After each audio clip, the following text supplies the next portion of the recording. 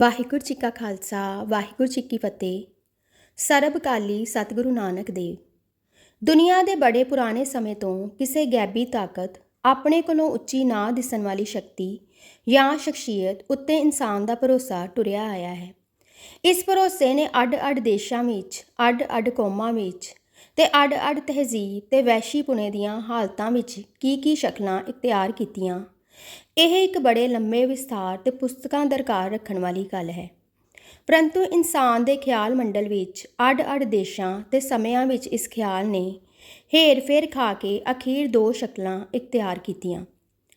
ਪਹਿਲੀ ਮਜ਼ਹਬ ਦਾ ਰੱਬ, ਦੂਸਰੀ ਫਿਲਾਸਫੀ ਦਾ ਰੱਬ। ਮਜ਼ਹਬ ਚਾਹੇ ਕੋਈ ਸੀ, ਜਿਨ੍ਹਾਂ ਨੇ ਪਰਮੇਸ਼ਰ ਦੀ ਹੋਂਦ ਹਸਤੀ ਵਿੱਚ ਈਮਾਨ ਰੱਖਿਆ, ਉਹਨਾਂ ਨੇ ਉਸ ਨੂੰ ਸਿਰਜਣਹਾਰ, ਪਾਲਣਹਾਰ ਮੰਨਿਆ। ਉਸ ਦੀ ਕਿਸੇ ਨਾ ਕਿਸੇ ਸ਼ਕਲ ਵਿੱਚ, ਚਾਹੇ ਬੁੱਤ ਪ੍ਰਸਤੀ ਦੁਆਰਾ, ਚਾਹੇ ਗੀਤ ਨਾਦ ਦੁਆਰਾ ਬੰਦਗੀ ਕੀਤੀ। ਫਿਲਾਸਫੀ ਚਾਹੇ ਕੋਈ ਸੀ, ਉਸਨੇ ਇਸ ਦਿਸਦੇ ਪਸਾਰੇ ਦੀ ਨੀਂਹ ਵਿੱਚ, ਇਸ ਅਨੇਕਤਾ ਦੇ ਪਿੱਛੇ, ਇਸ ਹਰ ਛਿਨ ਬਦਲ ਰਹੇ ਨਜ਼ਾਰੇ ਦੇ ਓਲੇ, ਇਸ ਦਾ ਮੂਲ ਕਾਰਨ, ਇਸ ਦੀ ਅਸਲੀਅਤ ਦਲੀਲਾਂ ਆਦਿਕਾਂ ਨਾਲ ਸਿੱਧ ਕੀਤੀ ਤੇ ਮੰਨੀ। ਜਾਂ ਇਉਂ ਕਹੋ ਕਿ ਉਹਨਾਂ ਨੇ ਪਰਮੇਸ਼ਰ ਨੂੰ ਨਿਰਾਕਾਰ, ਅਨੰਤ ਤੇ ਅਬਦਲ ਮੰਨਿਆ ਤੇ ਇਹ ਜਾਣ ਲੈਣਾ ਬਸ ਸਮਝਿਆ। ਸੋ ਰੱਬ ਬਾਬਤ ਦੋਹਾਂ ਖਿਆਲਾਂ ਦੇ ਵਰਤਾਰਿਆਂ ਵਿੱਚ ਵਿੱਥ ਪੈ ਗਈ।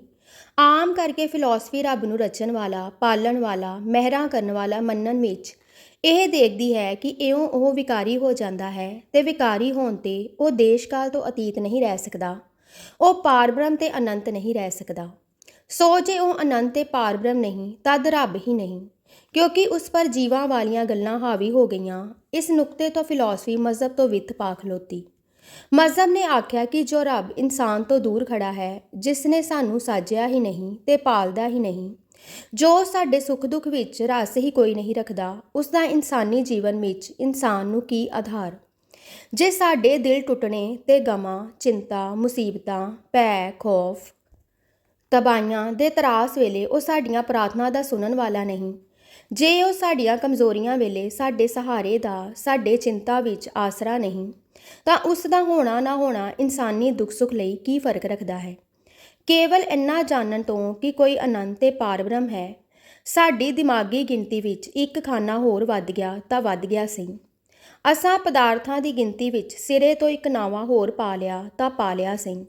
ਸਾਨੂੰ ਜੋ ਚਾਰ ਚੁਫੇਰੇ ਮੁਸੀਬਤਾਂ ਨਾਲ ਘੇਰੇ ਪਏ ਹਾਂ ਤੇ ਅੰਦਰ ਕਮਜ਼ੋਰ ਹੋਣ ਕਰਕੇ ਹਰ ਬਲਾ ਦੇ ਮੂੰਹ ਵਿੱਚ ਤਿਲਕ ਪੈਣ ਨੂੰ ਹਰਦਮ ਤਿਆਰ ਰਹਿੰਦੇ ਹਾਂ, ਉਸ ਜਾਨ ਲੈਣ ਤੋਂ ਕੀ ਵਿਸ਼ੇਸ਼ ਲਾਭ ਹੈ। ਹਾਂ, ਸੰਸਾਰ ਤੋਂ ਉੱਚੇ ਉੱਠ ਚੁੱਕੇ ਦਿਮਾਗ ਨੂੰ ਖਿਆਲ ਮੰਡਲ ਵਿੱਚ ਆਧਾਰ ਹੈ, ਪਰ ਸ੍ਰਿਸ਼ਟੀ ਤਾਂ ਭਰੀ ਪਈ ਹੈ ਲੋੜ ਵਾਲੇ ਇਨਸਾਨਾਂ ਨਾਲ। ਇਸ ਤਰ੍ਹਾਂ ਮਜ਼ਹਬ ਤੇ ਫਿਲਾਸਫੀ ਨੇ ਰੱਬ ਨੂੰ ਮੰਨਦੇ ਹੋਏ ਵੀ ਦੋ ਅੱਡ-ਅੱਡ ਪਰ ਪਰਸਪਰ ਨਾਪਸੰਦੀ ਵਾਲੇ ਰਸਤੇ ਇਖਤਿਆਰ ਕਰੀ ਰੱਖੇ। ਫਿਲਾਸਫੀ ਵਿਦਵਾਨਾਂ ਤੇ ਪੰਡਤਾਂ ਦੇ ਹਿੱਸੇ ਆਈ। ਇਹ ਲੋਕ ਮਜ਼ਹਬ ਨੂੰ ਨੀਵਾਂ ਤੇ ਕੁਝ ਮੂਰਖਾਂ ਜਾਂ ਛੇਤੀ ਭਤੀਜਣ ਵਾਲਿਆਂ ਦੀ ਖੁਸ਼ ਖਿਆਲੀ ਸਮਝ ਕੇ ਆਮ ਤੌਰ ਤੇ ਉਹਨਾਂ ਤੋਂ ਉਚੇਰੇ ਤੇ ਵਿੱਥ ਤੇ ਖੜਾਉਂਦੇ ਰਹੇ। ਪਰ ਮਜ਼ਹਬ ਵਾਲਿਆਂ ਵਿੱਚ ਉਹਨਾਂ ਦੇ ਇਬਾਦਤ ਦੇ ਨਾਨਾ ਤਰੀਕਿਆਂ ਨਾਲ ਕਈਆਂ ਨੂੰ ਚਿੱਤ ਦੀ ਸਫਾਈ, ਚਿੱਤ ਦੀ ਇਕਾਗਰਤਾ ਤੇ ਜਗਤ ਆਧਾਰ ਦੇ ਨਾਲ ਲਗਾਤਾਰੀ ਲਗਾਓ ਵਿੱਚ ਲਗਾ ਗਏ। ਜਿੱਥੇ ਤੇ ਜਦ ਵੀ ਕਿਸੇ ਇਨਸਾਨ ਵਿੱਚ ਇਹ ਪਹਿਲੂ ਅੰਦਰਲੇ ਦੇ ਤਰੱਕੀ ਕਰ ਗਏ, ਉੱਥੇ ਹੀ ਉਸਨੇ ਹੈਰਾਨ ਕਰਨ ਵਾਲੀਆਂ ਤਾਕਤਾਂ, ਦੰਗ ਕਰ ਦੇਣ ਵਾਲੇ ਦ੍ਰਿਸ਼, ਰਹਿਮ, ਪਿਆਰ, ਅਚੰਭਾ ਕਰ ਦੇਣ ਵਾਲੇ ਦੁੱਖ, ਤਸੀਹੇ, ਮੁਕਾਬਲੇ, ਬਰਦਾਸ਼ਤਾਂ ਤੇ ਸਹਾਰਿਆਂ ਦੇ ਨਮੂਨੇ ਦਿਖਾਏ। ਉਸ ਦੇ ਲਫ਼ਜ਼ਾਂ ਤੇ ਕ੍ਰਾਂਤੀ ਨੇ ਖਿੱਚ ਤੇ ਖੂਬਸੂਰਤੀ ਉਸ ਤੇ ਇਨਸਾਨਾਂ ਤੋਂ ਵਧੇਰੇ ਦਿਖਾਈ ਤੇ ਉਸ ਦੇ ਅੰਦਰੋਂ ਆਮ ਦੁੱਖਾਂ ਸੁੱਖਾਂ, ਸੋਚਾਂ, ਚਿੰਤਾ ਵਾਲਿਆਂ ਇਨਸਾਨਾਂ ਨੇ ਕਿਸੇ ਅੰਦਰ ਤੇ ਟਿਕੀ ਪੱਕੀ ਖੁਸ਼ੀ ਦੇ ਦਰਸ਼ਨ ਕੀਤੇ। ਇਹਨਾਂ ਗੱਲਾਂ ਨੇ ਆਮ ਇਨਸਾਨੀਅਤ ਨੂੰ ਇਹਨਾਂ ਨਾਲ ਜੋੜੀ ਰੱਖਿਆ।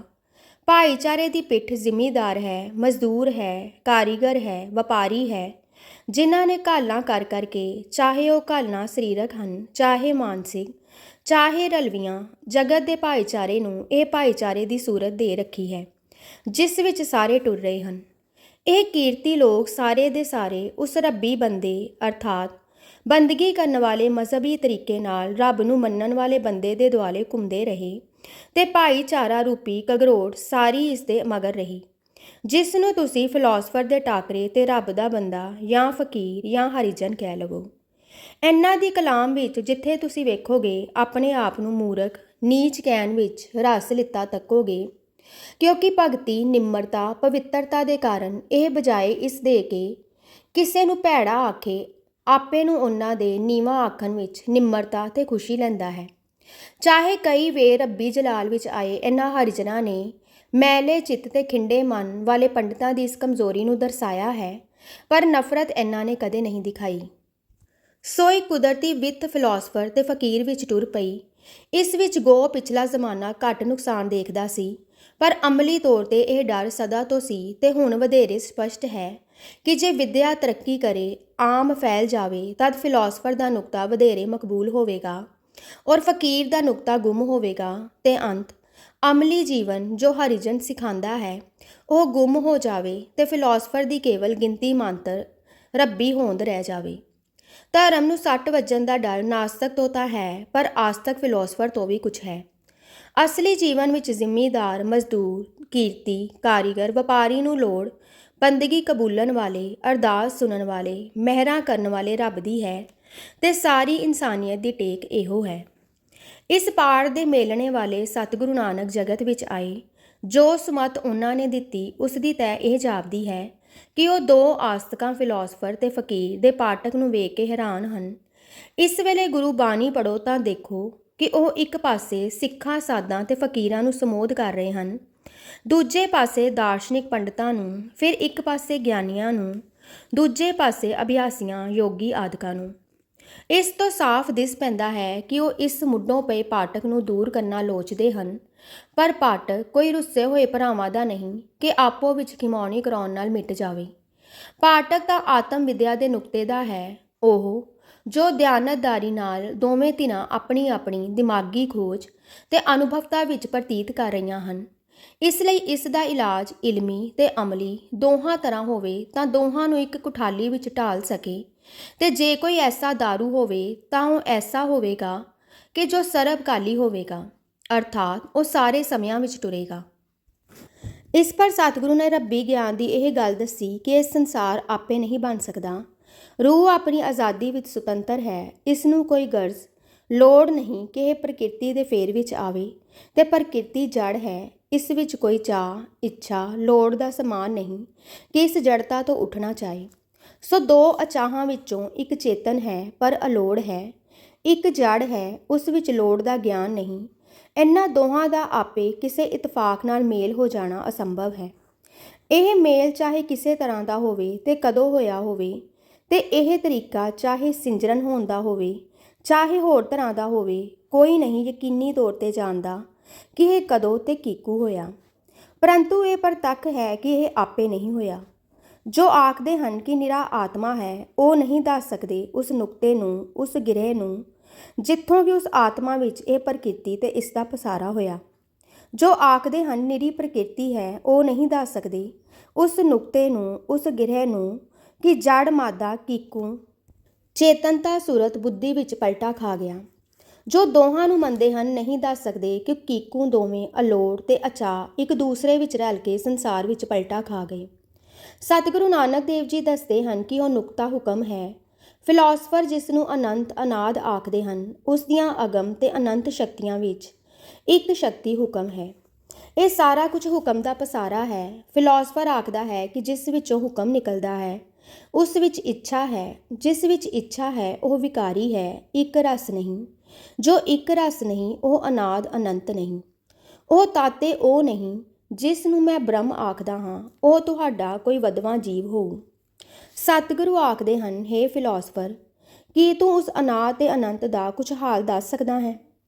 ਫਿਲਾਸਫਰ ਆਖਦਾ ਹੈ, ਨਹੀਂ। ਉਹ ਅਨੰਤ ਹੈ, ਮੇਰੀ ਸਮਝ ਅੰਤ ਵਿੱਚ ਹੈ। ਉਹ ਅਨਾਦ ਹੈ, ਮੈਂ ਆਦ ਅੰਤ ਵਿੱਚ ਹਾਂ।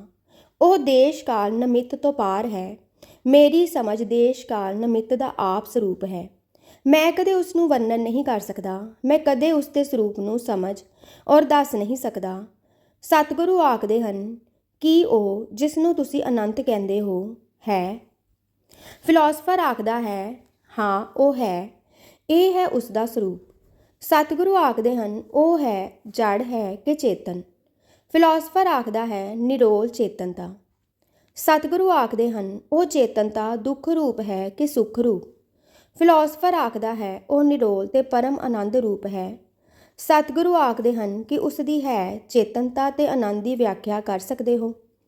ਦੱਸ ਸਕਦੇ ਹੋ ਕਿ ਉਸ ਵਿੱਚ ਇਹਨਾਂ ਦਾ ਕੀ ਵਰਤਾਰਾ ਹੈ? ਕਿਵੇਂ ਉੱਥੇ ਇਹਨਾਂ ਦਾ ਨਿਵਾਸ ਤੇ ਅਮਲ ਆਦਿ ਹੈ? ਅਤੇ ਕੀ ਇਹ ਆਨੰਦ ਆਦਿ ਤੇਰੇ ਆਨੰਦ ਵਰਗੇ ਪਰਿਣਾਮੀ ਹਨ? ਫਿਲਾਸਫਰ ਆਖਦਾ ਹੈ ਕਿ ਜੋ ਪ੍ਰਸ਼ਨ ਤੁਸੀਂ ਕਰਦੇ ਹੋ ਉਸ ਦੇ ਉੱਤਰ ਵਿੱਚ ਮੈਂ ਅੰਤ ਵਾਲੀਆਂ ਚੀਜ਼ਾਂ ਦੇ ਉੱਤਰ ਦੇ ਸਕਦਾ ਹਾਂ। ਅਨੰਤ ਵਿੱਚ ਇਹ ਪ੍ਰਸ਼ਨ ਸੰਭਵ ਨਹੀਂ। ਤਦ ਸਤਿਗੁਰੂ ਆਖਦੇ ਹਨ ਕਿ ਉੱਪਰਲੀਆਂ ਰੱਬ ਦੀਆਂ ਤ੍ਰੈ ਸਰੂਪ ਲੱਖਣੀਆਂ ਵਿੱਚ ਮੈਨੂੰ ਇਹ ਦੱਸ ਕਿ ਜੇ ਉਹ ਉੱਥੇ ਕੁਝ ਕਰਦਾ ਹੈ ਤਾਂ ਕਿ ਉਸ ਦੀ ਇਹ ਕਿਰਿਆ ਆਪਣੇ ਵਿੱਚ ਦੇਸ਼ ਕਾਲ ਨਿਮਿਤ ਤੋਂ ਰਹਿਤ ਦਾ ਕੋਈ ਸਰੂਪ ਨਹੀਂ ਰੱਖ ਸਕਦੀ। ਜੇਕਰ ਉਸ ਦਾ ਸਰੂਪ ਅਗੰਮ ਹੈ ਤਿਵੇਂ ਉਸ ਦੇ ਕਰਨੇ ਅਗੰਮ ਨਹੀਂ ਹੋ ਸਕਦੇ।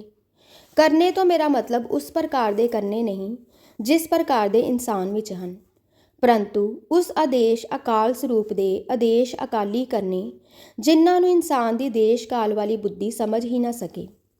ਤਦ ਫਿਲਾਸਫਰ ਆਖਦਾ ਹੈ ਕਿ ਇਹ ਤਾਂ ਠੀਕ ਹੈ, ਜਦ ਅਸੀਂ ਉਸ ਨੂੰ ਆਪਣੀ ਸਮਝ ਤੋਂ ਅਵਿਸ਼ੇ ਡਿੱਠਾ ਹੈ, ਅਸੀਂ ਦੇਸ਼ ਕਾਲ ਵਾਲੇ ਹਾਂ, ਉਹ ਇਹਨਾਂ ਤੋਂ ਪੀਰ ਹੈ, ਤਦ ਉਸ ਦੇ ਸਰੂਪ ਦੀ ਵਿਆਖਿਆ ਸਭ ਅਸੰਭਵ ਹੈ।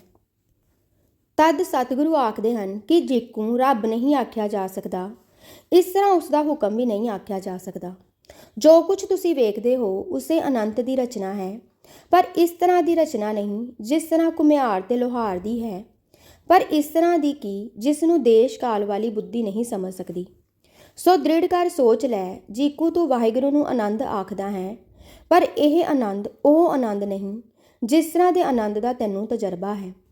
ਇਸੇ ਤਰ੍ਹਾਂ ਉਸ ਵਾਹਿਗੁਰੂ ਵਿੱਚ ਕਰਮ ਤੇ ਵਿਚਾਰ ਹੁਕਮ ਦਾ ਨਿਵਾਸ ਹੈ, ਜਿਨ੍ਹਾਂ ਦੀ ਸਦਰਸ਼ਤਾ ਸਾਡੇ ਕਰਮਾਂ ਵਿਚਾਰਾਂ ਹੁਕਮਾਂ ਨਾਲ ਨਹੀਂ ਹੈ।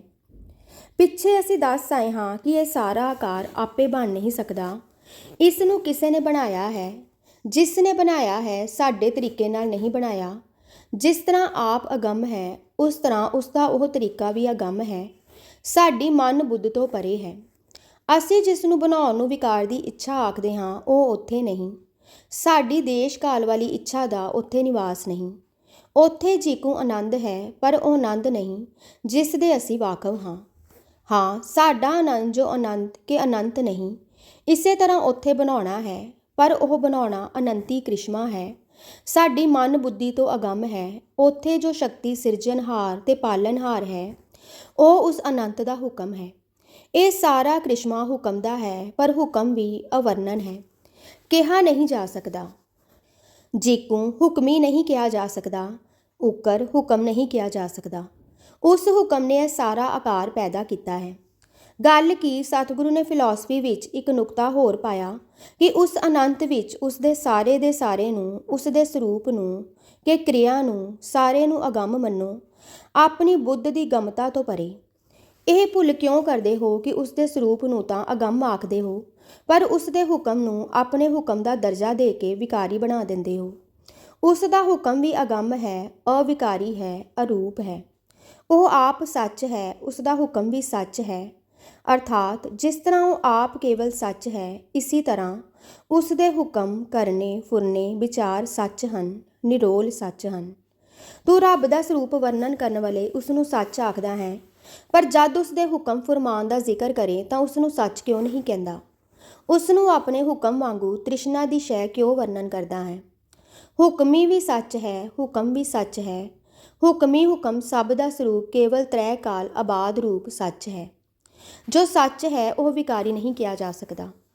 ਫਿਲਾਸਫਰ ਦੀ ਮੁਸ਼ਕਲ ਹੱਲ ਹੋ ਗਈ। ਹੁਣ ਫਕੀਰ ਨੂੰ ਸਤਿਗੁਰੂ ਆਖਦਾ ਹੈ ਕਿ ਤੂੰ ਆਪਣੇ ਰੱਬ ਵਿੱਚ ਕਰਤਾਰਤਾ, ਪਾਲਨਤਾ ਤੇ ਮਿਹਰ ਮੁਹੱਬਤ ਨੂੰ ਆਪਣੀਆਂ ਕਰਨੀਆਂ ਨਾਲ ਕਿਉਂ ਸਦਰਸ਼ਤਾ ਦੇ ਰਿਹਾ ਹੈ? ਤੂੰ ਅੰਤ ਵਿੱਚ ਉਹ ਅਨੰਤ ਭਾਂਡਾ ਕੀ ਜਾਣੇ ਘੁਮਿਆਰ ਦੀ ਸਾਰ ਨੂੰ। ਤੂੰ ਕਹੋ ਉਹ ਕਰਤਾ ਹੈ, ਪਾਲਣਹਾਰ ਹੈ, ਮਿਹਰ ਮੁਹੱਬਤਾਂ ਦਾ ਸਾਈਂ ਹੈ, ਉਸ ਨੂੰ ਜੰਮਣ ਮਰਨਹਾਰਾਂ ਵਾਂਗੂ ਦਾ ਕਿਉਂ ਸਮਝਦਾ ਹੈ? ਕਹੋ ਉਹ ਮੇਰਾ ਵਾਲਾ ਹੈ, ਪਰ ਨਾਲ ਕਹੋ ਕਿ ਇਹ ਸਭ ਕੁਝ ਉਸ ਵਿੱਚ ਕਿਵੇਂ ਦਾ ਹੈ ਮੈਂ ਨਹੀਂ ਜਾਣ ਸਕਦਾ। ਮੈਂ ਇਹ ਸਮਝਦਾ ਹਾਂ ਕਿ ਸਾਰੇ ਸ਼ੁਭ ਗੁਣਾਂ ਦਾ ਉਸ ਵਿੱਚ ਵਾਸ ਹੈ, ਪਰ ਮੇਰੇ ਵਾਂਗੂ ਉਸ ਦੇ ਗੁਣ ਪਰਿਣਾਮੀ ਨਹੀਂ। ਉਸ ਵਿੱਚ ਸਭ ਕੁਝ ਕਿਵੇਂ ਹੋਰਵੇ ਹੈ ਜਿੱਥੇ ਮੇਰੀ ਅਕਲ ਦੀ ਪਹੁੰਚ ਨਹੀਂ। ਗਾਂ ਵੱਛੇ ਨੂੰ ਪਿਆਰ ਕਰਦੀ ਹੋਈ ਉਸ ਪਿਆਰ ਦੀ ਸਾਰ ਨੂੰ ਨਹੀਂ ਜਾਣਦੀ, ਜੋ ਪਿਆਰ ਕਿ ਇੱਕ ਸ਼ਹੀਦ ਆਪਣੇ ਦੇਸ਼ ਦੀ ਖਾਤਰ ਸੀਸ ਦਿੰਦਾ ਕਰ ਜਾਂਦਾ ਹੈ। ਗਾਂ ਵਿੱਚ ਪਿਆਰ ਹੈ, ਪਰ ਗਾਂ ਸੂਰਤ ਵਿੱਚ ਨੀਵੀਂ ਹੋਣ ਕਰਕੇ ਸ਼ਹੀਦ ਦੇ ਪਿਆਰ ਨੂੰ ਨਹੀਂ ਸਮਝ ਸਕਦੀ। ਕਿਕੂ ਹੋ ਸਕਦਾ ਹੈ ਕਿ ਇੱਕ ਟਿੰਡ ਆਪਣੇ ਕਰਤਾ ਘੁਮਿਆਰ ਦੀ ਚੇਤਨ ਪ੍ਰੀਤ ਸ਼ਕਤੀ ਨੂੰ ਸਮਝ ਸਕੇ। ਇਸੇ ਤਰ੍ਹਾਂ ਤੇਰੇ ਰੱਬ ਅਗੰਮ ਦੀਆਂ ਸ਼ਕਤੀਆਂ ਦਾ ਖੇਲਣਾ ਅਗੰਮ ਹੈ, ਤੇਰੇ ਦੇਸ਼ ਕਾਲ ਵਾਲੇ ਤਜਰਬਿਆਂ ਵਾਲੇ ਗਿਆਨ ਤੋਂ ਵੱਖਰਾ ਹੈ। ਤੇਰਾ ਰੱਬ ਹੈ ਗੁਣ ਸਾਗਰ, ਮੇਹਰ ਸਾਗਰ, ਪਿਆਰ ਪੁੰਜ ਦਿਆਲੂ, ਪਰ ਹੈ ਅਰੂਪ, ਅਰੇਖ, ਅਨੰਤ। ਹੁਣ ਵੇਖੋ, ਫਕੀਰ ਦਾ ਖਿਆਲ ਉੱਚਾ ਹੋ ਗਿਆ, ਫਿਲਾਸਫਰ ਦੇ ਖਿਆਲ ਵਿੱਚ ਗਲਤੀ ਸੀ ਸੋ ਨਿਕਲ ਗਈ। ਦੋਹਾਂ ਵਿੱਚ ਪੁੱਲ ਬੱਜ ਗਿਆ, ਫਿਲਾਸਫੀ ਦੇ ਧਰਮ ਰਲ ਟੁਰੇ। ਗੁਰੂ ਨਾਨਕ ਦੇਵ ਦਾ ਧਰਮ ਸਰਬਕਾਲੀ ਧਰਮ ਹੋ ਗਿਆ। ਹੁਣ ਤੱਕੋ ਸਤਿਗੁਰੂ ਦਾ ਅਮਲੀ ਤਰੀਕਾ। ਫਿਲਾਸਫਰਾਂ ਨੇ ਕੇਵਲ ਇਹ ਨਿਸ਼ਚੈ ਕੀਤਾ ਕਿ ਵਾਹਿਗੁਰੂ ਦੇਸ਼ ਕਾਲ ਨਿਮਿਤ ਤੋਂ ਪਾਰ ਹੈ ਤੇ ਅਸੀਂ ਦੇਸ਼ ਕਾਲ ਦੇ ਵਿੱਚ ਹਾਂ ਤੇ ਸਾਡਾ ਉਸ ਵਿੱਚ ਮੇਲ, ਇਸ ਵਿੱਤ ਨੇ ਰੋਕ ਰੱਖਿਆ ਹੈ। ਪਰ ਸਤਿਗੁਰੂ ਨਾਨਕ ਨੇ ਸਿਖਾਇਆ ਕਿ ਨਾਮ, ਲਿਵ ਤੇ ਰਜ਼ਾ ਦਾ ਅਮਲ ਧਾਰੋ। ਕਾਲ, ਦੇਸ਼, ਨਿਮਿਤ ਤ੍ਰੇ ਉਪਾਧੀਆਂ ਮਿਟ ਕੇ ਤੁਸੀਂ ਅਨੰਤ ਦੇ ਦੁਆਰੇ ਜਾ ਅਪੜੋਗੇ। ਨਾਮ ਨਾਲ ਕਾਲ ਦੀ ਕੈਦ ਟੁੱਟਦੀ ਹੈ, ਲਿਵ ਨਾਲ ਦੇਸ਼ ਦੀ ਉਪਾਧੀ ਮਿਟਦੀ ਹੈ, ਰਜ਼ਾ ਨਾਲ ਨਿਮਿਤ ਦੀ ਬੰਦ ਘਟਦੀ ਹੈ। ਇਸ ਅਮਲ ਨੂੰ ਧਾਰਨ ਨਾਲ ਫਿਲਾਸਫਰ ਉਸ ਅਵਸਥਾ ਵਿੱਚ ਅਮਲੀ ਤੌਰ ਤੇ ਪੁੱਜ ਜਾਂਦਾ ਹੈ ਜਿਸ ਨੂੰ ਕਿ ਪਹਿਲਾਂ ਅਕਲ ਨਾਲ ਅਨੁਮਾਨ ਕਰਦਾ ਸੀ। ਹਾਂ, ਜਿੱਥੇ ਕਿ ਫਕੀਰ ਬੰਦਗੀ ਨਾਲ ਪੁੱਜਦਾ ਹੈ। ਫਕੀਰ ਇਹੋ ਹੀ ਅਮਲ ਕਰੇਗਾ ਤਾਂ ਉਸ ਦੀ ਸਾਰੀ ਬੰਦਗੀ ਹੋ ਗਈ। ਭਾਵ ਧਾਰ ਕੇ ਨਾਮ ਜਪੇ ਤਾਂ ਉਹ ਆਪਣੇ ਅੰਦਰ ਆਪਣੇ ਪੂਜ ਦਾ ਪਿਆਰ ਪੈਦਾ ਕਰ ਰਿਹਾ ਹੈ, ਕਿਉਂਕਿ ਜਿਸ ਦਾ ਤੁਸੀਂ ਨਾਮ ਜਪੋਗੇ ਉਸ ਨੂੰ ਤੁਹਾਡਾ ਮਨ ਅਮਲੀ ਸੂਰਤ ਵਿੱਚ ਯਾਦ ਕਰ ਰਿਹਾ ਹੈ। ਜਿਸ ਨੂੰ ਤੁਸੀਂ ਸਦਾ ਯਾਦ ਰੱਖੋਗੇ ਉਸ ਨਾਲ ਤੁਹਾਡਾ ਪਿਆਰ ਹੋ ਜਾਵੇਗਾ, ਕਿਉਂਕਿ ਜਦ ਤੁਹਾਡਾ ਕਿਸੇ ਨਾਲ ਪਿਆਰ ਹੋਵੇ ਤੁਹਾਨੂੰ ਉਹ ਭੁੱਲਦਾ ਨਹੀਂ, ਤੇ ਜੇ ਤੁਸੀਂ ਕਿਸੇ ਨੂੰ ਭੁਲਾਵੋ ਨਾ, ਸਿਫਤ ਸਲਾਹ ਨਾਲ ਯਾਦ ਹੀ ਰੱਖੋ, ਤਾਂ ਤੁਹਾਡੇ ਅੰਦਰ ਉਸ ਲਈ ਪਿਆਰ ਵੱਜ ਜਾਏਗਾ। ਸਾਰੀਆਂ ਇਬਾਦਤਾਂ, ਭਗਤੀਆਂ, ਉਪਾਸਨਾ ਦਾ ਮੂਲ ਪ੍ਰੇਮ ਹੈ।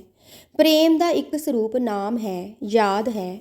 ਸੋ ਸਤਿਗੁਰੂ ਨੇ ਫਕੀਰ ਨੂੰ ਕਿਹਾ, ਗੁਰਾ ਇੱਕ ਦੇ ਬੁਝਾਈ, ਸਭਨਾ ਜੀਆਂ ਕਾ ਇੱਕ ਦਾਤਾ, ਸੋ ਮੈਂ ਵਿਸਰ ਨਾ ਜਾਈ। ਫਿਰ ਸਤਿਗੁਰੂ ਨੇ ਸਿੱਖ ਨੂੰ ਕਿਹਾ, ਵਾਹਿਗੁਰੂ ਧਿਆਨੀ ਹੋ, ਆਪਣੇ ਅੰਦਰ ਜਗਤ ਦੇ ਨਕਸ਼ੇ ਨਾ ਵਾ। ਜਿਕੁਰ ਸ਼ੀਸ਼ੇ ਵਿੱਚੋਂ ਪਰਛਾਵਾਂ ਲੰਘਦਾ ਹੈ, ਕੋਈ ਉੱਥੇ ਨਕਸ਼ ਨਹੀਂ ਪਾ ਸਕਦਾ। ਇਕੁਰ ਜਗਤ ਵਿੱਚ ਵਿਚਰਦਿਆਂ ਤੇਰੇ ਦਿਲ ਪਰ ਕੋਈ ਸ਼ੈ ਆਪਣਾ ਅਕਸ ਉਕੇਰ ਨਾ ਜਾਵੇ। ਬਸ ਸ਼ੀਸ਼ੇ ਵਿੱਚੋਂ ਲੰਘਣ ਵਾਂਗ ਹਰ ਨਕਸ਼ ਲੰਘ ਜਾਵੇ। ਦਿਲ ਦੇ ਸ਼ੀਸ਼ੇ ਵਿੱਚ ਅਕਸ ਇੱਕ ਵਾਹਿਗੁਰੂ ਦੀ ਹੋਂਦ ਦਾ ਨਕਸ਼ ਪਾਵੇ। ਇਸ ਤਰੀਕੇ ਨਾਲ ਪਿਆਰ ਹੋਰ ਵਧਿਆ। ਜਿਸ ਦੀ ਯਾਦ ਤੇ ਹੋਂਦ ਦਾ ਅਕਸ ਅੰਦਰ ਆ ਗਿਆ, ਉਹ ਪ੍ਰੀਤਮ ਹੋ ਗਿਆ। ਇਸ ਦੇ ਅੱਗੇ ਕੀਰਤਨ ਕਰ, ਇਸੇ ਦੀ ਸਿਫਤ ਸਲਾਹ ਕਰ, ਇਸੇ ਅੱਗੇ ਬਿਨੇ ਕਰ।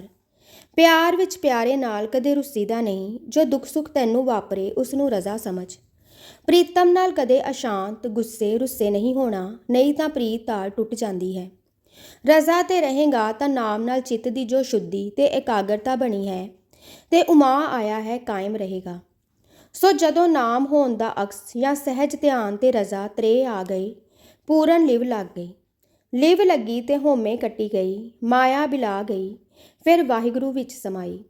ਉਹ ਨਾਮ, ਸਹਿਜ ਧਿਆਨ, ਰਜ਼ਾ ਫਿਲਾਸਫਰ ਨੂੰ ਆਪਣੇ ਨੁਕਤੇ ਤੋਂ, ਉਹ ਫਕੀਰ ਨੂੰ ਆਪਣੇ ਨੁਕਤੇ ਤੋਂ ਅਮਲੀ ਤੌਰ ਤੇ ਅਨੰਤ ਵਿੱਚ ਲੈ ਗਏ।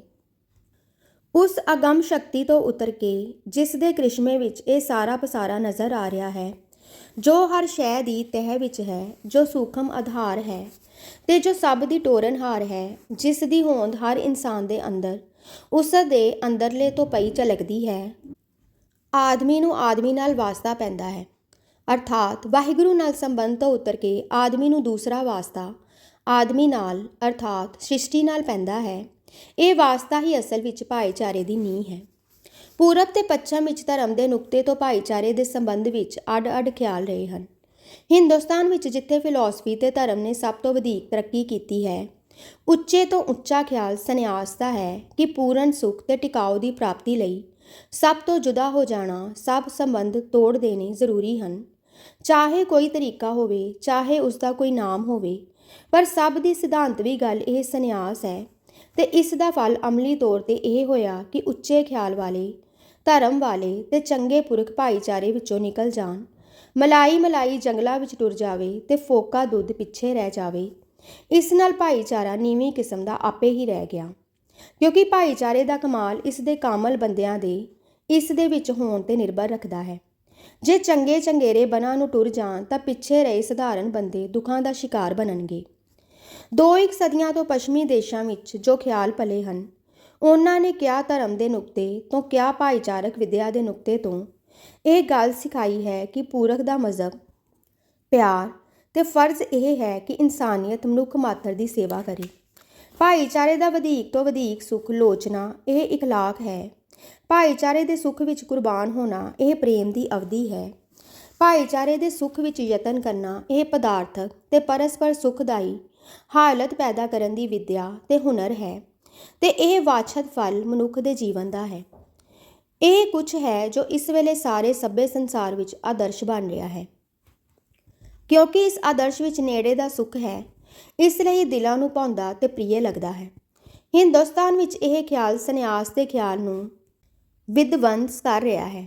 ਲੋਕੀ ਸੰਨਿਆਸ ਦੇ ਖਿਆਲ ਨੂੰ ਖੁਦਕੁਸ਼ੀ ਕਹਿ ਰਹੇ ਹਨ ਤੇ ਦੱਸ ਰਹੇ ਹਨ ਕਿ ਹਿੰਦੁਸਤਾਨ ਦੀ ਸੁਸਾਇਟੀ ਨੂੰ ਸੰਨਿਆਸ ਦੇ ਖਿਆਲ ਤੋਂ ਨੁਕਸਾਨ ਪੁੱਜਾ ਹੈ। ਪਰੰਤੂ ਗੁਰੂ ਨਾਨਕ ਦੇ ਸਰਬਕਾਲੀ ਧਰਮ ਨੂੰ ਇਹ ਨਵਾਂ ਆਇਆ ਪਰਦੇਸੀ ਖਿਆਲ ਸੱਟ ਨਹੀਂ ਮਾਰਦਾ, ਕਿਉਂਕਿ ਉਹਨਾਂ ਨੇ ਅੱਜ ਤੋਂ 450 ਬਰਸ ਪਹਿਲਾਂ, ਜਦੋਂ ਯੂਰਪ ਵੀ ਮਸਲੇਬਾਜ਼ੀ ਦੇ ਜੰਗਾਂ ਵਿੱਚ ਖੂਨ ਦੀਆਂ ਨਦੀਆਂ ਵਹਾਰਿਆ ਸੀ, ਇਸ ਮਾਮਲੇ ਨੂੰ ਦਰੁਸਤ ਕਰ ਦਿੱਤਾ ਸੀ। ਦੇਖੋ, ਜਦੋਂ ਆਪ ਸੁਮੇਰ ਗਏ ਤਾਂ ਸਿੱਧਾਂ ਨਾਲ ਗੱਲਬਾਤ ਹੋਈ ਤਾਂ ਆਪ ਨੇ ਉਹਨਾਂ ਦੇ ਸੰਨਿਆਸ ਨੂੰ ਭਾਈਚਾਰੇ ਲਈ ਸਖਤ ਹਾਨੀਕਾਰਕ ਦੱਸਿਆ ਤੇ ਇਉਂ ਆਖਿਆ, ਕੱਲ ਆਈ ਕੁੱਤੇ ਮੂੰਹੀ ਖਾਜ ਹੋਆ ਮੁਰਦਾਰ ਗੁਸਾਈ, ਰਾਜੇ ਪਾਪ ਕਮਾਵਦੇ ਉਲਟੀ ਵਾੜ ਖੇਤ ਕੋ ਖਾਈ, ਪ੍ਰਜਾ ਅੰਧੀ ਗਿਆਨ ਬਿਨ ਕੂੜ ਕੁਸਤ ਮੁਖੋ ਅਲਾਈ, ਚੇਲੇ ਸਾਜ ਵਜਾਏ ਦੇ ਨਚਨ ਗੁਰੂ ਬਹੁਤ ਬਿਦ ਪਾਈ, ਸੇਵਕ ਬੈਠਨ ਘਰਾਂ ਵਿੱਚ ਗੁਰ ਉੱਠ ਕਰੀ ਤਿਨਾੜੇ ਜਾਈ, ਕਾਜੀ ਹੋਏ ਰਿਸ਼ਵਤੀ ਵੱਡੀ ਲੈ ਕੇ ਹੱਕ ਗਵਾਈ, ਇਸਤਰੀ ਪੁਰਖੇ ਦਾਮ ਹਿਤ ਪਾਵੇ ਆਏ ਕਿਥਾਊ ਜਾਈ, ਵਰਤਿਆ ਪਾਪ ਸਬਸ ਜਗ ਮਾਹੀ। ਇਹ ਹਾਲਤ ਹਿੰਦੁਸਤਾਨ ਦੇ ਭਾਈਚਾਰੇ ਦੀ ਦੱਸ ਕੇ ਇਸਤਰੀ ਪੁਰਖ ਦਾ ਪਿਆਰ ਤਾਂ ਪੈਸੇ ਦਾ ਪਿਆਰ ਰਹਿ ਗਿਆ ਹੈ, ਰਾਜੇ ਪਾਪ ਕਰਦੇ ਹਨ, ਹਾਕਮ ਰਿਸ਼ਵਤੀ ਹਨ, ਭਾਈਚਾਰੇ ਵਿੱਚੋਂ ਇਖਲਾਕ ਗਿਰ ਗਿਆ ਹੈ ਦੱਸ ਕੇ ਸਤਿਗੁਰੂ ਨੇ ਜ਼ਿੰਮੇਵਾਰ ਉਹਨਾਂ ਨੂੰ ਠਹਿਰਾਇਆ ਤੇ ਆਖਿਆ, ਸਿੱਧ ਛੱਪ ਬੈਠੇ ਪਰਬਤੀ ਕੌਣ ਜਗਤ ਕੋ ਪਾਰ ਉਤਾਰਾ। ਜਿਨ੍ਹਾਂ ਵਿੱਚ ਸਿੱਧਤਾ ਅਰਥਾਤ ਖੂਬੀਆਂ ਦੀ ਪੂਰਨਤਾ ਸੀ, ਅਰਥਾਤ ਚੰਗੇ ਆਦਮੀ ਧਰਮ ਦੇ ਮਗਰ ਲੱਗ ਕੇ ਤਿਆਗ ਜ਼ਰੂਰੀ ਸਮਝ ਕੇ ਪਰਬਤਾਂ ਤੇ ਜਾ ਬੈਠੇ ਤਾਂ ਪਿੱਛੇ ਬੁਰਾ ਹਾਲ ਹੋਣਾ ਹੀ ਸੀ। ਜਦ ਉਹ ਸੰਨਿਆਸ ਕਰ ਗਏ, ਪਿੱਛੇ ਜੋ ਸਧਾਰਨ ਲੋਕਾਂ ਦਾ ਅਰ ਗੁਣਹੀਨ ਲੋਕਾਂ ਦਾ ਭਾਈਚਾਰਾ ਰਹਿ ਗਿਆ ਸੋ ਗਿਰ ਗਿਆ ਹੈ। ਸੰਨਿਆਸ ਦਾ ਇਹ ਨੁਕਸਾਨ ਸਤਿਗੁਰਾਂ ਨੇ ਤਦੋਂ ਹੀ ਦੱਸ ਦਿੱਤਾ ਸੀ, ਪਰ ਸੰਨਿਆਸ ਵਿੱਚ ਇੱਕ ਖੂਬੀ ਵੀ ਸੀ, ਉਹ ਇਹ ਕਿ ਅੰਦਰਲੇ ਦਾ ਤ੍ਰਿਸ਼ਨਾ ਤੋਂ ਉੱਠ ਕੇ ਲਿਵ ਵਿੱਚ ਜਾ ਵਸਣਾ। ਇਸ ਲਾਭ ਨੂੰ ਸਤਿਗੁਰੂ ਨੇ ਰੱਖ ਲਿਆ। ਹਾਨੀ ਨੂੰ ਦੂਰ ਕਰਕੇ ਉਹ ਭਾਈਚਾਰਾ ਪੈਦਾ ਕੀਤਾ ਜਿਸ ਵਿੱਚ ਹਿੰਦੁਸਤਾਨ ਦਾ ਪ੍ਰਾਪਤ ਕੀਤਾ ਓਜ ਧਰਮ ਵਾਲਾ ਵੀ ਕਾਇਮ ਰਹੇ ਤੇ ਭਾਈਚਾਰਕ ਹਾਲਤ ਐਸੀ ਉੱਚੀ ਹੋ ਜਾਵੇ ਕਿ ਜਿਸ ਦਾ ਆਦਰਸ਼ ਯੂਰਪ ਵਿੱਚ ਹੁਣ ਆ ਕੇ ਪੈਦਾ ਹੋਇਆ ਹੈ। ਨਿਰਾ ਭਾਈਚਾਰਕ ਸੁੱਖ ਜੀਵਨ ਦਾ ਅੰਤ ਨਹੀਂ, ਮੁਰਾਦ ਨਹੀਂ, ਪਰ ਜੀਵਨ ਦੇ ਅਸਲੀ ਆਦਰਸ਼ ਦੀ ਪ੍ਰਾਪਤੀ ਵਿੱਚ ਭਾਈਚਾਰੇ ਨੂੰ ਤਬਾਹ ਹੋਣ ਦੇਣਾ ਉਸ ਆਦਰਸ਼ ਦੀ ਪੂਰਨਤਾ ਦਾ ਮੰਡਲ ਤੰਗ ਕਰੀ ਜਾਣਾ ਹੈ, ਜਿਸ ਨਾਲ ਉਸ ਆਦਰਸ਼ ਦੀ ਹੀ ਅੰਤ ਵਿੱਚ ਤਬਾਹੀ ਹੋ ਜਾਣੀ ਹੈ। ਸਤਿਗੁਰੂ ਨਾਨਕ ਦੇਵ ਜੀ ਨੇ ਸੰਨਿਆਸ ਦਾ ਕਾਰਨ ਪਛਾਤਾ। ਉਹ ਇਹ ਸੀ ਕਿ ਚਿੱਤ ਬ੍ਰਿਤੀ ਨੂੰ ਬ੍ਰਹਮਾਕਾਰ ਕਰਨ ਲਈ ਲੋਕਾਂ ਦੇ ਮੇਲ ਜੋਲ ਰੋਕਾਂ ਸਾਬਤ ਹੁੰਦੇ ਹਨ। ਅਕਸਰ ਪਾਪ ਪ੍ਰਧਾਨ ਹੈ ਤੇ ਜਗਤ ਵਿੱਚ ਵਸਦਿਆਂ ਪਾਪਾਂ ਦੇ ਅਕਸ ਦਿਲਾਂ ਤੇ ਪੈਂਦੇ ਹਨ ਤੇ ਉਹ ਚਿੱਤ ਟਿਕਣ ਨਹੀਂ ਦਿੰਦੇ। ਸਤਿਗੁਰੂ ਨੇ ਇਹ ਸਿੱਧੀ ਗੱਲ ਸਿਖਾਈ ਕਿ ਧਰਮੀ ਨੂੰ ਰੋਕ ਪਾਪੀ ਤੋਂ ਪੈਂਦੀ ਹੈ, ਨਾ ਕਿ ਸਾਰੇ ਭਾਈਚਾਰੇ ਤੋਂ। ਸੋ ਖੋਟਿਆਂ ਦੀ ਸੰਗਤ ਨਾ ਕੀਤੀ, ਭਲਿਆਂ ਦੀ ਕੀਤੀ ਤੇ ਵਿੱਚ ਬੈਠੇ ਰਹੇ, ਛੱਡ ਜਾਣ ਦੀ ਲੋੜ ਕੋਈ ਨਹੀਂ। ਇਸ ਤੋਂ ਆਪ ਨੇ ਆਪਣੇ ਸਤਸੰਗ ਦੀ ਨੀਂਹ ਧਰੀ ਕਿ ਧਰਮ ਦੇ ਅਵਲੰਬੀ ਪੁਰਖ ਨੂੰ ਜੰਗਲੀ ਜਾਣ ਦੀ ਲੋੜ ਨਹੀਂ, ਇੱਥੇ ਹੀ ਬੁਰਿਆਂ ਤੋਂ ਬਚ ਕੇ ਭਲਿਆਂ ਦੀ ਸੰਗਤ ਕਰਨੀ ਇਹ ਕਾਫੀ ਸੰਨਿਆਸ ਹੈ। ਇਸ ਨਾਲ ਭਲੇ ਪੁਰਖ ਭਾਈਚਾਰੇ ਨੂੰ ਸੁੰਨਾ ਨਾ ਛੱਡ ਗਏ, ਵਿੱਚੇ ਰਹੇ। ਪਰ ਇੱਕ ਵਿੱਥ ਪੈਦਾ ਹੋ ਗਈ ਕਿ ਭਲੇ ਬੁਰਿਆਂ ਤੋਂ ਬਚਣ ਦਾ ਯਤਨ ਕਰਨਗੇ ਤੇ ਬੁਰੇ ਇਸ ਵਿੱਚ ਹੱਤਕ ਸਮਝ ਕੇ ਉਹਨਾਂ ਨਾਲ ਬੁਰਾ ਸਲੂਕ ਕਰਨਗੇ। ਨਿੰਦਾ, ਬਖੀਲੀ, ਬਦ ਸਲੂਕੀਆਂ। ਇਸ ਦਾ ਦਾਰੂ ਸਤਿਗੁਰੂ ਨੇ ਇਹ ਦੱਸਿਆ ਕਿ ਭਲਿਆਂ ਨੂੰ ਭਲਿਆਂ ਦੀ ਸੇਵਾ ਕਰਨੀ ਚਾਹੀਏ ਤੇ ਬੁਰਿਆਂ ਨਾਲ ਖਿਮਾ, ਧੀਰਜ ਤੇ ਸਤ ਉਪਦੇਸ਼ ਦੇ ਕੇ ਭਲੇ ਪਾਸੇ ਲਾਉਣ ਦੀ ਸੇਵਾ ਕਰਨੀ ਚਾਹੀਏ। ਇਹ ਸਾਰੇ ਦਾ ਫਲ ਨਿਕਲਿਆ ਇਹ ਕਿ ਚੰਗੇ ਲੋਕ ਭਾਈਚਾਰੇ ਦੇ ਵਿੱਚ ਰਹੇ, ਚੰਗੇ ਆਪੋ ਵਿੱਚ ਮਿਲ ਕੇ ਸੁਖੀ ਹੋਏ ਤੇ ਚੰਗਾ ਭਾਈਚਾਰਾ ਬਣਿਆ ਤੇ ਮੰਦਿਆਂ ਨੂੰ ਉਹਨਾਂ ਨੇ ਉੱਚੇ ਕਰਨ ਦਾ ਯਤਨ ਕੀਤਾ ਤੇ ਨਫ਼ਰਤ ਨਾ ਵਰਤੀ। ਉਹਨਾਂ ਦੇ ਦੁੱਖ ਸਹਿ ਕੇ ਵੀ ਭਲੇ ਕੀਤੇ ਤਾਂ ਭਾਈਚਾਰੇ ਦੀ ਸੁਰ ਰਸੀਲੀ ਹੁੰਦੀ ਗਈ। ਅਰਥਾਤ ਗੁਰੂ ਨਾਨਕ ਦੇਵ ਜੀ ਨੇ ਗੁਰਮੁਖ ਪੈਦਾ ਕੀਤੇ, ਜਿਨ੍ਹਾਂ ਨੇ ਵਿੱਚੇ ਰਹਿ ਕੇ ਗੁਰਸਿੱਖ ਤੇ ਗੁਰਮੁਖ ਪੈਦਾ ਕੀਤੇ। ਸੰਨਿਆਸ ਦਾ ਵਿਸ਼ੇਸ਼ ਸੁੱਖ ਇਹ ਹੈ ਕਿ ਬੰਦੇ ਦੇ ਸਾਹਮਣੇ ਨਾ ਸੰਸਾਰਕ ਰੱਸਾਂ ਕੱਸਾਂ ਦੀ ਅਜਮਾਇਸ਼ ਆਈ, ਨਾ ਉਹ ਫਸਿਆ, ਪਰ ਸਤਿਗੁਰੂ ਨੇ ਜੋ ਸਤਸੰਗ ਰਚਿਆ ਉਸ ਵਿੱਚ ਇਹ ਖੂਬੀ ਖਿਆਲ ਰੱਖੀ ਕਿ ਜਦੋਂ ਸਤਸੰਗ ਵਿੱਚ ਨੇਕੀ ਕੀ ਹੈ ਦਾ ਰੋਜ਼ ਪਤਾ ਲੱਗਦਾ ਰਹਿਣਾ ਹੈ ਤੇ ਅਜਮਾਇਸ਼ਾਂ ਵੀ ਰੋਜ਼ ਪੈਣੀਆਂ ਹਨ, ਤਦੋਂ ਬੰਦਾ ਉਹਨਾਂ ਅਜਮਾਇਸ਼ਾਂ ਦੇ ਸਾਹਮਣੇ ਰੋਕ ਕਰੇਗਾ। ਕਦੇ ਡਿੱਗੇਗਾ, ਕਦੇ ਜਿੱਤੇਗਾ। ਡਿੱਗੇਗਾ ਤਾਂ ਸਤਸੰਗ ਵਿੱਚੋਂ ਉਪਦੇਸ਼, ਪਿਆਰ ਦੀ ਝਿੜਕ, ਹਮਦਰਦੀ ਦੀ ਸਹਾਇਤਾ ਮਿਲੇਗੀ ਤੇ ਉਹ ਅਜਮਾਇਸ਼ਾਂ ਪਾਪਾਂ ਦੇ ਮੁਕਾਬਲੇ ਕਰਦਾ ਕਰਦਾ ਅੰਤ ਰੱਬ ਦਾ ਪਹਿਲਵਾਨ ਹੋ ਜਾਏਗਾ ਔਰ ਬਦੀ ਤੇ ਫਤਿਹ ਪਾਏਗਾ। ਉਸ ਦੀ ਇਹ ਜਿੱਤ ਉਸ ਦਾ ਸੁਭਾਅ ਬਣ ਜਾਏਗਾ। ਹੁਣ ਉਹ ਵਿੱਚ ਵਸਦਾ ਹੋਇਆ ਵੀ ਨਹੀਂ ਸੱਟ ਖਾਵੇਗਾ। ਇਹ ਲਾਭ ਪੂਰਨ ਸੰਨਿਆਸ ਵਾਲੇ ਲਾਭ ਤੋਂ ਵੱਡਾ ਹੋਵੇਗਾ, ਕਿਉਂਕਿ ਇਸ ਵਿੱਚ ਮਾਨਸਿਕ ਸ਼ਕਤੀ ਤਰੱਕੀ ਕਰ ਜਾਏਗੀ। ਕਿਸੇ ਅਜਮਾਇਸ਼ ਦੇ ਸਾਹਮਣੇ ਡਿੱਗੇਗੀ ਨਹੀਂ। ਗੋਹ ਚਿਰ ਲੱਗੇਗਾ, ਪਰ ਮਨ ਦੀ ਮਜ਼ਬੂਤੀ ਨਿਰੇ ਤਿਆਗ ਵਿੱਚ ਵਸੋਂ ਤੋਂ ਦੂਰ ਵਸ ਕੇ ਤਿਆਗੀ ਹੋਈ ਸੰਨਿਆਸੀ ਦੇ ਮਨ ਤੋਂ ਪਕੇਰੀ ਹੋਵੇਗੀ। ਸੋ ਇਸ ਬਿੱਧ ਨਾਲ ਸੰਨਿਆਸ ਦਾ ਪੂਰਨ ਲਾਭ ਲਿਵ ਤੇ ਮਨ ਦੀ ਸੱਚੀ ਪਕਿਆਈ ਸਤਸੰਗ ਵਿੱਚੋਂ ਪ੍ਰਾਪਤ ਹੋ ਜਾਏਗਾ ਤੇ ਉਹ ਗੁਰਮੁਖ ਹੋ ਕੇ ਭਾਈਚਾਰੇ ਵਿੱਚ ਵਸੇਗਾ ਤੇ ਉਸ ਦੀ ਸੁਗੰਧੀ ਨਾਲ ਹੋਰ ਵਰਗੇ ਪੈਦਾ ਹੋ ਕੇ ਭਾਈਚਾਰੇ ਨੂੰ ਲਾਭ ਪੁੱਜੇਗਾ। ਪੱਛਮੀ ਖਿਆਲ ਕਿ ਭਾਈਚਾਰਾ ਹੀ ਸਭ ਖੂਬੀਆਂ ਦਾ ਅੰਤ ਹੈ, ਉਸ ਵਿੱਚ ਇਹ ਭੁੱਲ ਹੈ ਕਿ ਆਦਮੀ ਦੀ ਅੰਦਰਲੀ ਸਮਝ ਤੇ ਤਾਕਤ ਆਪਣੇ ਆਪ ਤੇ ਆਪਣੇ ਵਾਹਿਗੁਰੂ ਮਿਲਾਪ ਦੀ ਉਨਤੀ ਤੋਂ ਵਾਂਝੀ ਰਹਿ ਜਾਂਦੀ ਹੈ। ਅਰਥਾਤ ਦੇਖਣਹਾਰ ਵਾਹਿਗੁਰੂ ਤੋਂ ਜੁਦਾ ਕੇਵਲ ਦਿਸਣਹਾਰ ਵਿੱਚ ਹੀ ਰਹਿ ਜਾਂਦੀ ਹੈ। ਸਤਿਗੁਰੂ ਨਾਨਕ ਨੇ ਇਸ ਘਾਟੇ ਦਾ ਪ੍ਰਬੰਧ ਆਪਣੇ ਧਰਮ ਵਿੱਚ ਪੂਰਨ ਕੀਤਾ ਹੈ। ਉਹਨਾਂ ਨੇ ਵਾਹਿਗੁਰੂ ਤੇ ਉਸ ਦੇ ਹੁਕਮ ਨੂੰ ਸਮਝਣ ਦਾ ਸਭ ਤੋਂ ਵੱਧ ਜ਼ੋਰ ਦਿੱਤਾ ਹੈ ਅਤੇ ਗੁਰ ਕੈ ਸ਼ਬਦ ਸਲਾਹੀਏ ਅੰਤਰ ਪ੍ਰੇਮ ਪਿਆਰ ਵਾਲੀ ਗੱਲ ਨੂੰ ਉੱਚ ਜੀਵਨ ਦਾ ਜ਼ਰੂਰੀ ਹਿੱਸਾ ਰੱਖਿਆ ਤੇ ਅੰਦਰਲੇ ਦੇ ਕਮਾਲ ਦਾ ਆਦਰਸ਼ ਥਾਪ ਕੇ ਫਿਰ ਭਾਈਚਾਰੇ ਵਿੱਚ ਵਸਣਾ ਸਿਖਾਇਆ। ਦਿਲ ਵਿੱਚ ਰੱਬ ਦਾ ਪਿਆਰ ਤੇ ਹੁਕਮ ਦੀ ਟੇਕ ਹੋਵੇ, ਸਹਿਜ ਵਿੱਚ ਜੀਵੇ ਤੇ ਭਾਈਚਾਰੇ ਦੇ ਵਿੱਚ ਵਸੇ। ਭਲਿਆਂ ਦਾ ਸਤਸੰਗ ਕਰੇ, ਬੁਰਿਆਂ ਨੂੰ ਭਲੇ ਸਮਝ ਕੇ ਸਤਸੰਗ ਨਾ ਕਰੇ, ਪਰ ਉਹਨਾਂ ਨੂੰ ਸੁਧਾਰਨ ਤੇ ਭਲੇ ਬਣਾਉਣ ਵਿੱਚ ਵਿੱਤ ਅਨੁਸਾਰ ਕੰਮ ਕਰੇ। ਉਹਨਾਂ ਤੋਂ ਨਫ਼ਰਤ ਨਾ ਕਰੇ ਤੇ ਜਗਤ ਵਿੱਚ ਇਸ ਅਸੂਲ ਨੂੰ ਲੈ ਕੇ ਵਸੇ। ਧੌਲ ਧਰਮ ਦਿਆ ਕਾ ਪੂਤ, ਸੰਤੋਖ ਥਾਪ ਰਖਿਆ ਜਿਨ ਸੂਤ। ਵਰਤੋਂ ਧਰਮ ਦੀ ਖਿਆਲ ਵਿੱਚ, ਬਚਨਾਂ ਵਿੱਚ, ਕਰਨੀ ਵਿੱਚ ਰਹੇ। ਨਫ਼ਰਤ ਕਰਨੀ, ਨਿੰਦਾ ਕਰਨੀ, ਖੋਹ ਲੈਣਾ, ਦੁੱਖ ਦੇਣਾ ਤੇ ਬੇਇਨਸਾਫੀ ਤੋਂ ਸਤਿਗੁਰੂ ਨੇ ਸਖਤ ਵਰਜਿਆ ਹੈ। ਜੇ ਹਰ ਆਦਮੀ ਦੂਸਰੇ ਨਾਲ ਧਰਮ ਵਰਤੇ ਤਾਂ ਸਾਰੇ ਸੁਖੀ ਹੋ ਜਾਣ। ਇਨਸਾਨ ਨਾ ਕਿਸੇ ਦਾ ਹੱਕ ਗਵਾਵੇ, ਨਾ ਆਪਣੇ ਫਰਜ਼ ਤੋਂ ਭੁੱਲੇ। ਇਹ ਧਰਮ ਹੈ, ਪਰ ਇਸ ਵਿੱਚ ਜਦ ਆਪਣੇ ਹੱਕ ਪੂਰੇ ਲੋਕਾਂ ਵੱਲੋਂ ਨਾ ਹੋਣ ਤਾਂ ਦੁੱਖ ਹੁੰਦਾ ਹੈ ਤੇ ਫਿਰ ਬਦਲੇ ਲੈਣ ਦਾ ਮਾਦਾ ਪੈਦਾ ਹੋ ਜਾਂਦਾ ਹੈ।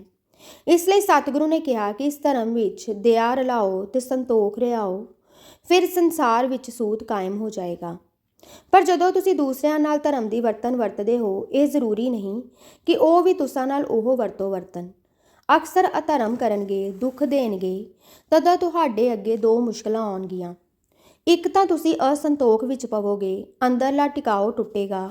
ਦੂਜੇ, ਦੁੱਖ ਦੇਣ ਵਾਲਿਆਂ ਨੂੰ ਦੁੱਖ ਦੇਣ ਦੀ ਤੁਹਾਨੂੰ ਵੀ ਫੁਰੇਗੀ, ਕਿਉਂਕਿ ਜਿਹਾ ਕੋਈ ਕਰੇ ਕਰਾ ਲਵੇ, ਇਹ ਨਿਆਂ ਹੈ।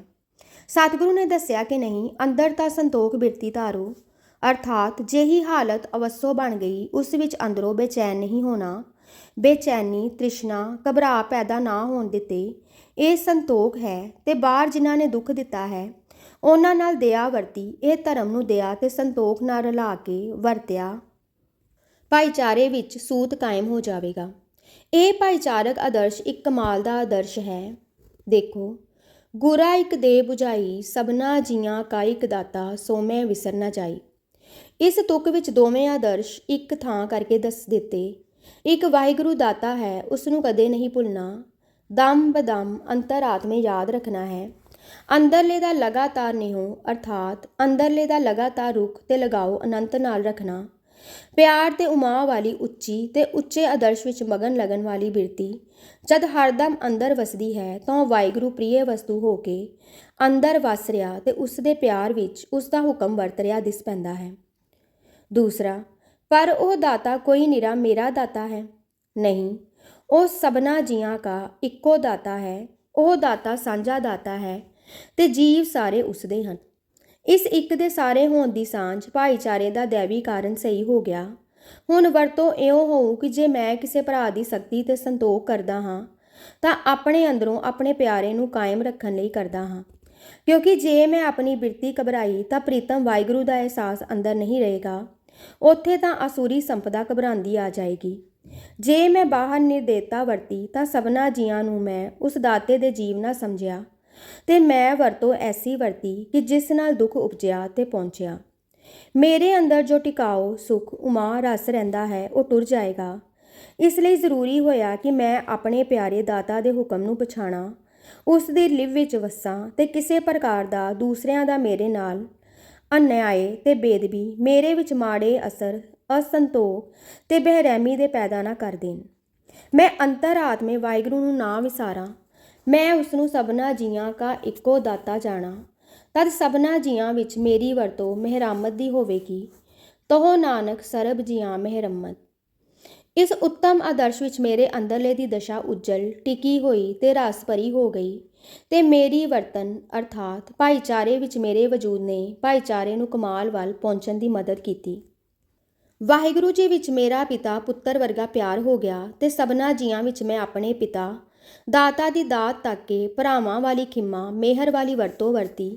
ਸਤਿਗੁਰੂ ਨਾਨਕ ਦੇਵ ਜੀ ਦੇ ਇਸ ਆਦਰਸ਼ ਵਿੱਚ ਸੰਨਿਆਸ ਦੇ ਆਦਰਸ਼ ਦੀਆਂ ਖੂਬੀਆਂ ਤੇ ਭਾਈਚਾਰੇ ਦੇ ਆਦਰਸ਼ ਦੀਆਂ ਖੂਬੀਆਂ ਦਾ ਮੇਲ ਹੈ ਤੇ ਦੋਹਾਂ ਦੇ ਅਵਗੁਣਾਂ ਦਾ ਤਿਆਗ ਹੈ।